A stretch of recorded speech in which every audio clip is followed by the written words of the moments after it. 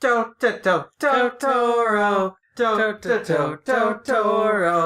We went to go see My Neighbor Totoro at our local AMC as part of GKids re-release of Ghibli movies. And we like Totoro. Totoro. It was a good movie. And I don't know the lyrics of this song that well, so... okay. We'll start speaking lyrically. Yeah. Yeah. So we saw Totoro. Yeah, it was pretty good. You know, it's surprising. I had not seen My Neighbor Totoro in the past 20 years of my life. Somehow. Yeah, I think I saw part of the movie when I was younger, but I never watched the entire thing. It did air on Cartoon Network. I remember... Yeah, so I definitely watched it on a little bit of it on there. I remember it playing during the spring break of April 2007, but I never actually watched it. I just remember the promos for it, because they were playing like movies every morning during spring break. But yeah... We've had opportunities to see this movie before, and we could have always gone out on our own to see this movie, but we just hadn't, which, you know, it's surprising because this is the most iconic Ghibli movie. At least Totoro is the most iconic Ghibli character. He's literally their icon, their mascot. Yeah, like, even a lot of, like, American children, like, their parents would show them Totoro as kids. Like, I know a lot of just, like, normal teenagers who aren't into anime at all, who know of Totoro. They've watched Totoro. It was like their childhood. Yeah, it's an icon of childhood, you know? That's what Totoro really represents. The innocence and magic of childhood and imagination. Yeah. Yeah, that's what the character represents. And, you know, he's an iconic character. In Japan, they say he's as beloved as Winnie the Pooh is among British children. Huh. But he doesn't eat honey. No, but he doesn't go on wild adventures with his animal friends. He sorta does. Where's our Pooh Bear versus Totoro cinematic movie? What? They're gonna make a Disney Ghibli crossover cinematic universe? I don't think Disney even has the rights to Ghibli films, so I guess that's not happening. Pooh Bear Totoro Civil War. What would they fight about? I don't know. I mean, they both inhabit a forest, I guess, so you could probably do something set in a forest. Yeah, and then the final fight, Pooh will take some, like, random nuts. Totoro will be like, "You can't take those nuts! My forest made those nuts!" The Pooh Bear's just gonna be like, "Oh, okay." He just drops the nuts and then goes away with his honey. So Totoro is Iron Man. I guess? You hate him as much as Iron Man? No. Because the reason you love that scene so much is that it makes Iron Man look like such a punk. That's because Iron Man is a punk. He's a terrible character in the cinematic universe. Fuck him. But, no, I like Totoro. Totoro's a cool character. Yeah, Totoro is pretty cool. You know, he's cute and, like, fluffy. You know, he has this great big goofy grin that's just infectious and adorable. But, you know, I'm surprised for a movie named after him, he honestly doesn't actually appear that much in it. He's kind of just important in, I guess, the middle and then the end. Yeah, I mean, this entire movie is basically just a series of, like, vignettes in the daily life of the two kids, Satsuki and Mei. Yeah. As they move into the countryside and, you know, have to deal with the fact that their mother is in the hospital. But, you know, they go on, like, magical adventures that keep their spirits up. And, like, they're so optimistic because, you know, they're cute little kids. And honestly, I think the stars of the movie are them. And I think what makes the movie work so well is that they are so lifelike and realistic. Like, they feel like little kids. They act like how little kids do. They get excited in the same way. It's so cute when the little sister, May, will repeat what her big sister says and phrases. And they get, like, super excited about ghosts and goblins and, like, exploring the forest. You know? Yeah. They feel like, you know, little kids who just have bountiful imagination and optimism. And that's what, like, is the center of the movie. It's just their, like, experiences. And Totoro is just kind of, like, the centerpiece of, like, where all their, like, fantasies and, like, adventures revolve around. Mhm. Because, you know, he's, like, the guardian of the forest. So, Yeah. he's kind of looking out for them in certain ways. And, like, he helps them grow the acorns, and at the end of the movie, of course, he calls the cat bus for them. Yeah. He's essentially a symbol of Mother Nature, at least for the area that they live in, I guess. Yeah, I would say so. I think, what did you, like, feel about this movie just in terms of the structure of its plot and its characters? I mean, it's kind of a slice of life, like, I guess not really episodic. Well, I guess it feels like a set of, like, episodic scenes kind of tied together into a single film. Yeah, like I said before, vignettes. Yeah. Yeah, I mean, I'm fine with it. Like, for this type of story, you really need, like, one long, overreaching narrative. Yeah. I think, like, the central theme of the movie is, like, you know, imagination. Imagination, like childhood. Yeah, I mean, it's like the innocence of childhood, and like what threatens like the innocence is like the looming threat that their mother may die, and you know they're trying to keep their spirits up, but you know they still have it in the back of their minds that you know something bad could happen. They're trying not to think about it, but like when they get that telegram, like that's when things like that's when like they can't like stay strong anymore, especially the big sister Satsuki, and like they really start breaking down. And man, the crying faces in this movie are like heartbreaking. Yeah, like when Sasuke like really opens up and cries to Granny, it's like, oh, that's so heart wrenching. Yeah, it definitely has a very like somber feeling. Yes, I wouldn't say somber, but I don't know. Yeah. You know, it's really sad. Yeah, saddening. Yeah. Yeah. But yeah, this movie, I mean, structurally, you know, it doesn't really have much conflict in it. It's just like, you know, having fun watching the cute adventures of Satsuki and Mei and their interactions with Totoro and the other forest creatures. And that's a lot of fun, but it's not like there's like, it leads up to this big thing.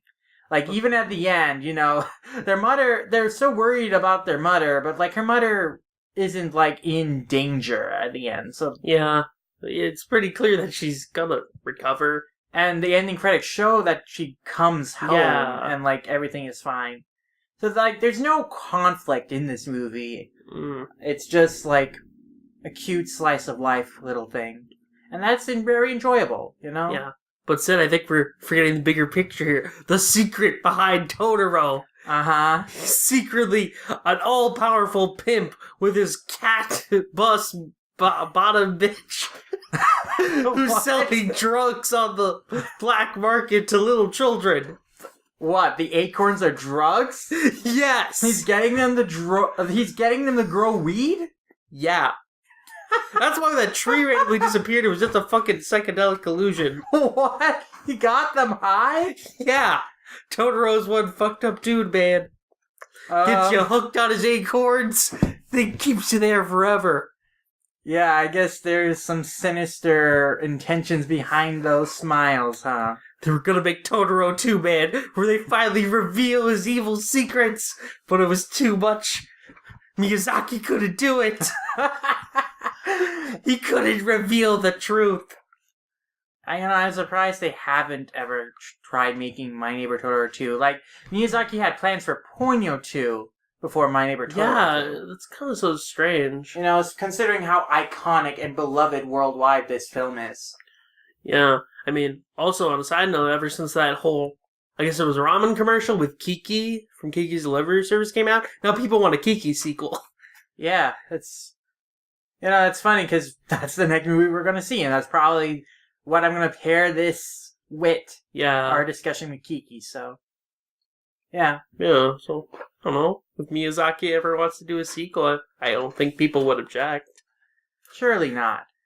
But I think what's great about this movie is, like, it looks beautiful like old Ghibli movies do, but Yeah. it really captures the real nostalgia of the countryside and like the magical nature of the forest and like how you see things as a little kid and like how everything is fresh and new and exciting. Mm. And like I think that's what really captivates kids. Is like it's just pure childlike wonder.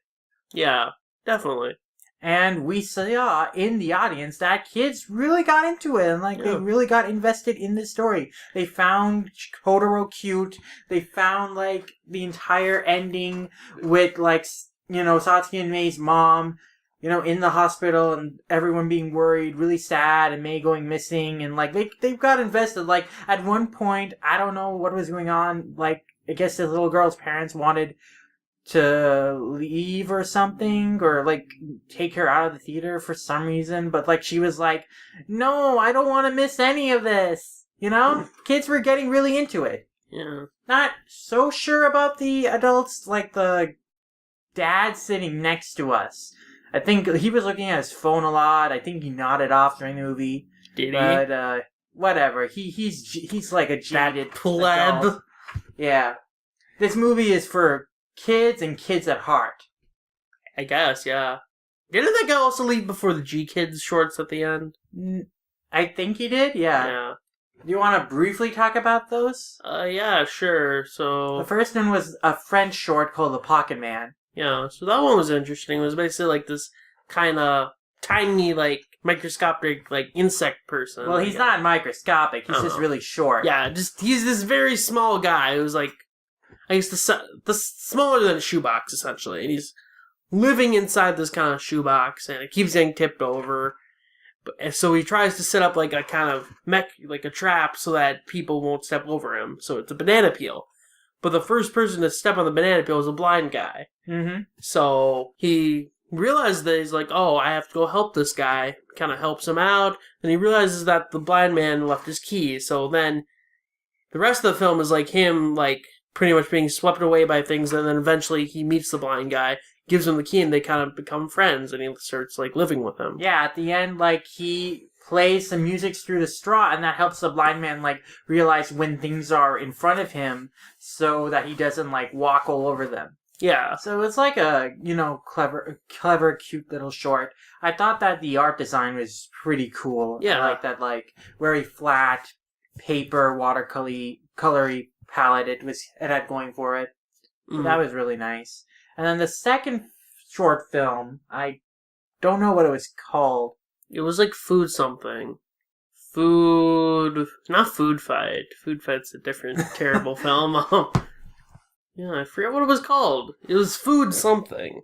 It was about an old lady, and she tries to get like this candy from a vending machine. And the vending machine gets stuck, so she like rams it a few times, then she gets it. And then the rest of the short film is like, you know, she's sitting on this bench, and then there's this young guy who has like the candy in front, and like she thinks he's eating her candy, but it's not. It turns out later that her candy was in the bag all along, and that was that guy's candy. And it's like, dun, dun, dun. Okay. That was, you know, there was some good animation in that, but yeah, the story was like, it was pretty simple. It was pretty simple. Can't find the name of that thing. I mean, there were more cookies more than candy, I guess, but either way. I really wish I could remember the name of that. Yeah, I mean, it was good, but it was also, I feel like I've seen short films like this before. These weren't like two of the stronger short films I've seen attached to GKids movies. Yeah. But I do appreciate that they do attach short films to these, because it's cool. You get more than just the movie, and you get exposed to some really unique animation that you may have never seen before or heard of before. Yeah, for sure. And I'm also very grateful to get a chance to see this movie on the big screen and for the first time. Yeah. It was nice. Yeah, I mean, is there anything else you found really interesting about My Neighbor Totoro? I think that's about it. Do you have anything else? No, I guess not. Yeah, I mean, this is a pretty simple movie. I think you could probably dig deeper into it, but I feel that compared to the rest of Ghibli's and Miyazaki's like filmography, this is one of the more straightforward thematically and just in terms of a story. Yeah, you're not getting a Wind Rises here. I do think it is the ultimate family film, though. Oh, yeah, for sure. I think this is by far the most family-friendly Ghibli movie, the most, like, Disney-esque, and it's, like, probably the most accessible Ghibli movie, because, you know, if you're a kid, you can easily relate with Mei and Satsuki, because they're so, like, real to how kids act, and if you're, like, a parent, you can totally relate to that, too, because that's how your kids act, and you can put yourself in the shoes of the adults, like the dad and granny. So I think this is the ultimate family film. Like, ideally, both parents and children will get something out of this movie. Unless you're like that guy who's sitting next to us. Yeah, screw that guy. Unless you're like a jaded person. Why was he even there? To take his kid to the film. Did he have a kid with him? I'm pretty sure he did. Otherwise, I don't know why he'd be there unless he wasn't a dad, but just some guy and his girlfriend brought him to the movie. I don't know. Maybe. But I think they had a kid with him. Okay. Yeah. Well, screw that guy. Yeah. My Neighbor Totoro is a great time and a deserving classic worthy of its legacy from the last 20 years. And definitely probably the film to show your family and to show young kids to, you know, introduce them to anime or just foreign movies in general. Definitely. And I'm looking forward to talking about Kiki's Delivery Service, another film that I haven't ever seen before for some reason. I thought you had seen it and you didn't like it. Maybe. I don't remember. I don't think I ever have. You put it on your MAO, I think. Did I? Yeah. I don't know. I remember you, like, initially giving it, like, a 6 or something, and then you, like, increased the score. I don't know. Maybe I saw a bit of it, but the fact that I can barely remember it means that... Maybe you hated it so much that you repressed it from your memories. I don't know. It was too traumatizing. Maybe. Well, I guess we'll have to see when we talk about that. Which is probably going to be right now. Woo. Transition. Yeah, transition. Transition. Transition. We're transitioning to the next thing. The next movie by Ghibli. It's gonna be Kiki's Delivery Service.